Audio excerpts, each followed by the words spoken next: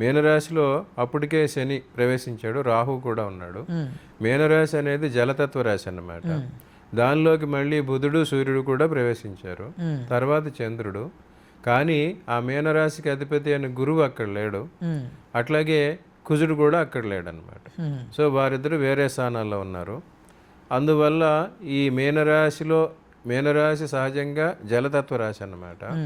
So జలాల్లో కల్లోలాలు వచ్చే అవకాశం ఉంది. దాని ప్రకారమే మనం గత కొన్ని నెలలుగా విదేశాల్లో చాలా టోర్నడోలు, ఈ తుఫాన్లు అటువంటివి చూసాం. మన దగ్గర కూడా వర్షాలు ఎక్కువ వచ్చినాయి. ఈ సమ్మర్లో కూడా ముందుగానే వర్షాలు రావడం అనేది జరిగింది.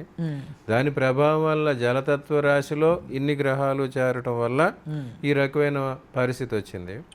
ఇప్పుడు ఎప్పుడు కూడా మనం చూసుకుంటే ఈ వర్షాకాలంలో చాలామందికి జ్వరాలు వస్తూ ఉంటాయి, సీజనల్ డిసీజెస్ అంటారు. దానికి కారణం ఏంటంటే ఈ వర్షాలు పడిన తర్వాత సూక్ష్మక్రిములు ఎక్కువగా వస్తాయన్నమాట. వైరల్ ఫీవర్, వైరస్ అంటారు. చాలామంది డాక్టర్స్ చెప్తుంటారు, వైద్యుల పరిభాషలో చెప్పాలంటే సిటీలో ఫ్లూ ఉంది, సిటీలో వైరస్ ఉంది, న్యూమోనియా ఉంది అని చెప్తూ ఉంటారు. అంటే ఈ రకమైన వాతావరణ పరిస్థితి వల్ల అటువంటి సూక్ష్మక్రిములు పెరుగుతాయి అన్నమాట.